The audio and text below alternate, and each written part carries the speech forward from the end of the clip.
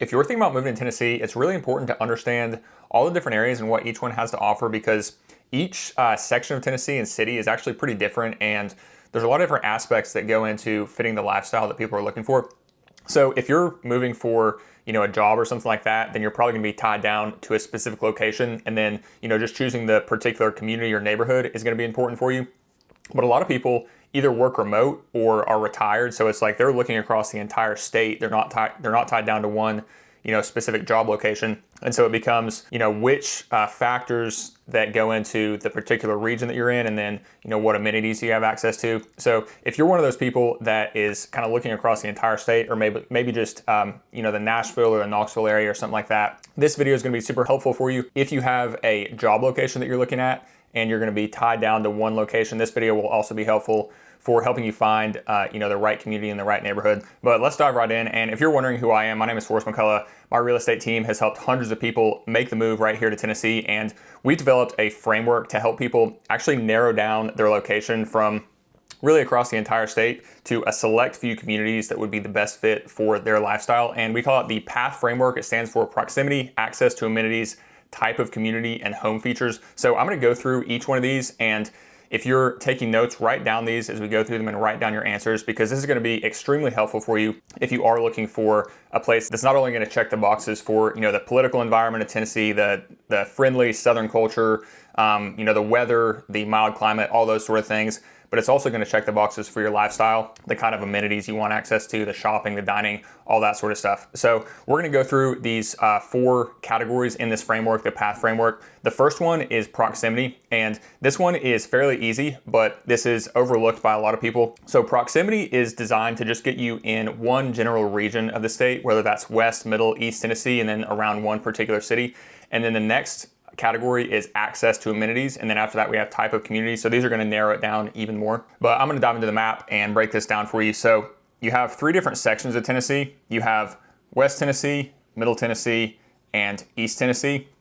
And so when people are looking at proximity for where they want to move, some people want to be close to a particular city. So if you're moving for a job and you need to be close to your job, obviously that's going to tie you down to a specific location. If you're not moving for work and you just want to be close to one of the cities, say, maybe you want to be close to Nashville or Chattanooga, that makes it easy. A lot of people don't really know what they want to be close to. So one of the things that really is the difference between West and Middle and East Tennessee is you have the Smoky Mountains over here on the east side. So the Smoky Mountains are a big attraction for people traveling from, all over the country. If you want to be close to the mountains, then being over here on the east side of the state is where you're going to want to be. Also, one of the things that people love about Tennessee is the lakes. So you have lakes on the west and middle side as well, but the east side has a lot more lakes than any of the other parts. So if you want to be close to the lakes, close to the mountains, then the east side is going to offer more lakes, and it's going to actually be the only place where you're going to have mountains. So after identifying the general area you want to be in, the next step in the PATH framework is access to amenities. And this is going to help you narrow it down even more. And by the way, if you don't have any answers to that first category, proximity, that's totally fine. Maybe you don't really care about a job location. Maybe you don't care about, mountains or lakes or anything like that. The next 2 categories, access to amenities and type of community, these are going to help you narrow it down even if you don't have really any specific desires for that first category. So access to amenities, this is going to be a big one because having the daily and weekly amenities that you're used to is important to most people. So there are tons of different towns around Tennessee where you're going to have the natural beauty of the area, the lakes, the mountains, of course, the conservative politics, the culture, and all that sort of thing. But not all towns are going to have the amenities that a lot of people are looking for. So diving into the map again, for example, if you go over here, to Nashville and the suburbs around Nashville, you're going to see there's a ton of development. So you're going to have all kinds of shopping, dining options, all that sort of stuff. A lot of people look at the smaller towns and, you want to get away from traffic and crowds and all that sort of stuff. And so you might come down here to, Sparta or McMinnville or something like that. And if you zoom in on here, you can see there's a little downtown area. You're going to have some restaurants, grocery store, things like that, where you're going to have all the necessities that you need right there in town. But if you want to get to a larger shopping area or something like that, you're going to have to go over to one of the larger cities. So I have a framework I call the supermarket framework, just to kind of help people conceptualize what each one of these towns kind of offers. So I call it the supermarket framework because it's based on supermarket brands that everyone is familiar with. So you have the Dollar General town, the Walmart town, the Target town, and the Costco town. And this helps people kind of understand, what size town it is based on what the supermarket or the largest supermarket that town has in it. So the Dollar General town is basically any small town pretty much in the entire state. Almost every town in Tennessee is going to have a Dollar General. So some towns you're going to have, a bunch of Dollar Generals, and you're going to have all kinds of other stores as well. Some towns, literally, they're going to be so small that the only supermarket is going to be a Dollar General. So for some people, that's exactly what you're looking for. You want to have tons of space, absolutely nobody around you, no traffic. And so being in one of these small towns where the largest supermarket is a Dollar General is going to be perfect for you. For a lot of people, you want access to a little bit more than that. And the next town up from that is going to be a Walmart town. Now a Walmart town, you're going to have the local Walmart, you're going to have other grocery stores, you're going to have typically a community hospital, maybe a small regional hospital. You're going to have banks and other professional services and things like that. But you're not going to have really a large commercial development. You're not going to have a ton of healthcare options, but you are going to have really access to what a lot of people need on a daily or weekly basis. So that's the next size up, would be a Walmart town. The next size up from a Walmart town is what I call a Target town. Now, a Target is not necessarily a larger supermarket than Walmart, but everybody's kind of familiar with the type of areas that Targets are usually in. Now, to go from a Walmart town to a Target town, it really narrows down your options. So again, to jump into the map real quick, if you look at Tennessee, there's really only 4 major cities. You have Knoxville, Chattanooga, Nashville, and Memphis. And of course, these are all going to have all the shopping options. Now, as I mentioned, there's hundreds of small towns around the state that are going to have Walmarts. So they're going to have access to everything you need on a weekly basis. But there are really only going to be a few towns that are kind of in that in-between size where you are going to have, a Target and a little bit more options as far as shopping, as far as healthcare and all that sort of stuff. And these are going to be places like Clarksville and Johnson City and Kingsport up here. So there's a few places where you're going to have that mid-sized town where it's still a really small town feel, but it's large enough to have your Target, to have a decent-sized hospital, to have a bunch of shopping options and things like that. So the Target-sized town, there's not a whole lot of them. Really, the next step up from that is what I call the Costco town. And the Costco town is really Knoxville, Chattanooga, Nashville, and Memphis. And these are the size cities that are going to have, a Costco and every other shopping option that you could possibly imagine. It goes along with, major healthcare, other professional services, things like that. So the bottom line is, if you are somebody that wants a ton of space and you don't care about having access to any amenities at all, then you may love a Dollar General town where the only thing you have access to is a Dollar General, a post office, maybe a bank, and a couple restaurants. If you want to step up from that and you want a little more convenience, being in one of those small towns that's going to have a local Walmart and a couple other grocery stores could be a good fit for you. If you want a little bit of a higher end shopping experience, getting in one of those towns where you're at least going to have a Target is probably what you want.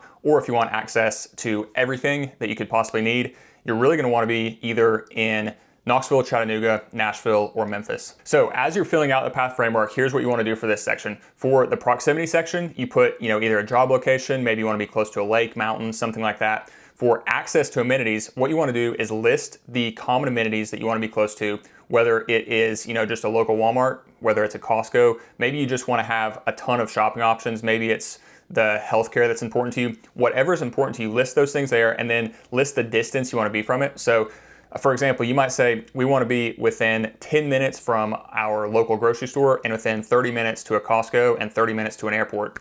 Or you might say we want to have a Whole Foods and a Costco and a Trader Joe's all within 10 minutes of us. Or you might say we don't care about any of it. We just want to have a ton of space. Whatever it is, list those things that you want and then list the distance. Hey, by the way, as we're going through this video, you can follow along, take notes, and go through all of this yourself. But if you want my team to actually review your answers to these different questions and give you a personalized list of suggestions of areas and communities that could be a good fit for you, it's super easy to submit those to us, and we'll get back to you as soon as we can. You can click the link in the description or scan the QR code on the screen here, and that'll simply take you to a webpage where you can put in these answers to your questions, send it to us, and we're going to get back with you with a personalized list. So if that sounds like it would be helpful for you, simply scan the QR code here or click the link in the description.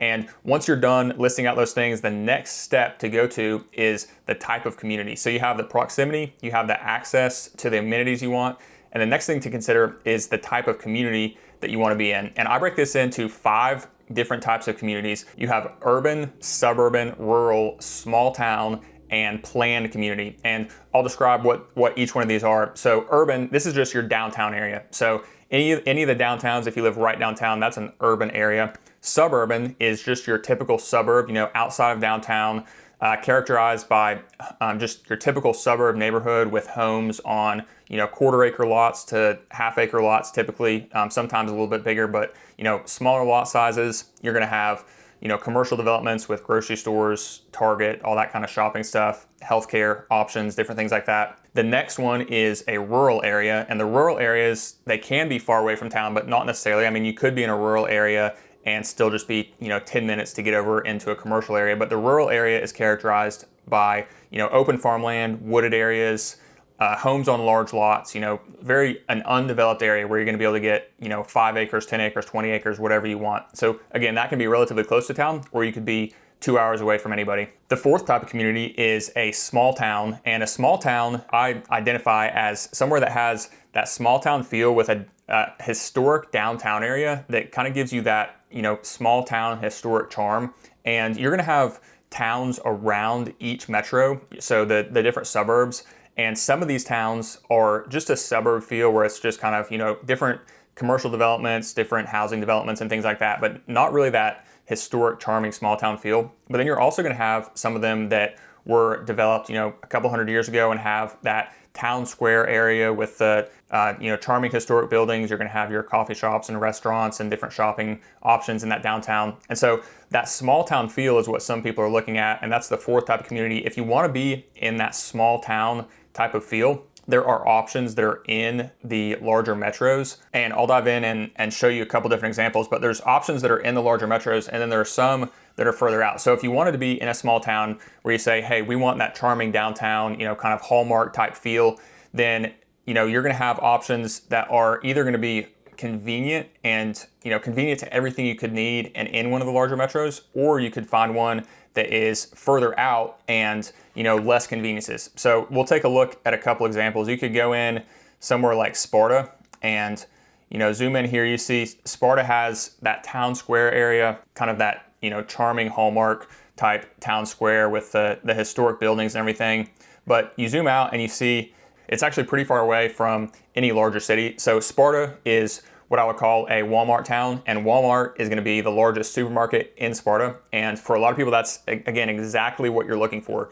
Just tons of space, convenience to what you need, and nothing more. But if you're one of those people that wants access to more than that, you're going to be going all the way over to the Nashville metro to get that. So that's one small town option. The other type of small town is somewhere like Franklin, where you have, again, that small downtown area, just charming historic buildings, the town square. But if you check out where Franklin is, it's right here, part of the Nashville metro. So you have, Franklin right down here, Nashville right over here, just about 30 minutes away. And then you're gonna have tons of shopping options right in here. So you can get that small town feel, but still be super convenient to get over into the, conveniences of a larger city metro.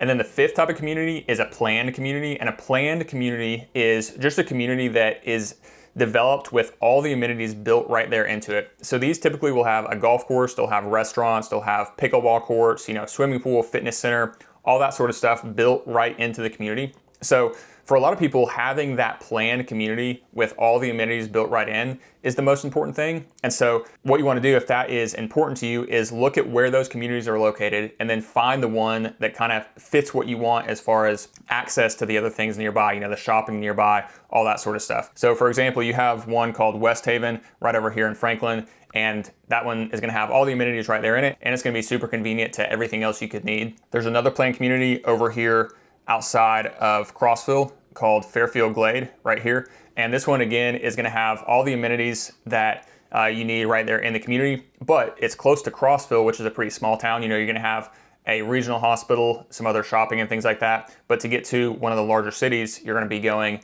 over an hour to get to, something like a Target or anything like that. So, getting in one of those communities, what you want to look at is, does it have all the amenities we want? And then is it in a location that's going to be convenient to the other things we need to get to? And by the way, for people looking to retire to Tennessee, these type of communities are extremely popular. Fairfield Glade is one of the popular ones. And there's actually several really popular ones that are around the Knoxville area that are on Tellico Lake and around the lakes around Knoxville. So you have Tellico Village, which is maybe, the most popular retirement community in Tennessee. It has tons of amenities. It has, the lake right there. So different marinas, different restaurants, fitness center, all that sort of stuff. You're also going to have Rarity Bay right along through here, which is another great golf course community. You're going to have Wind River, which is probably the highest end, kind of planned community. You're going to have homes in here starting around 1.5 million. So if you're looking for a really high end community, Wind River is a great option right on Tellico Lake. So beautiful lake, has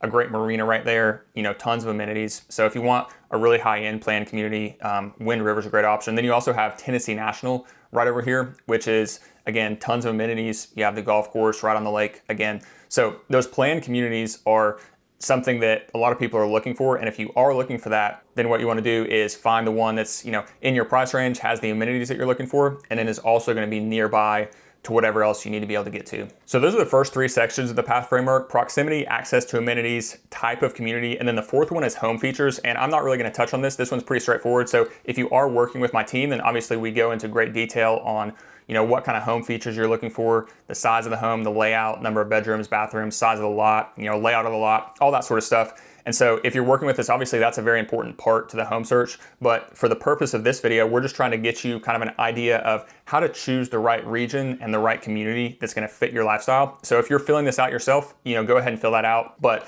I'm not really going to focus on that too much in this video.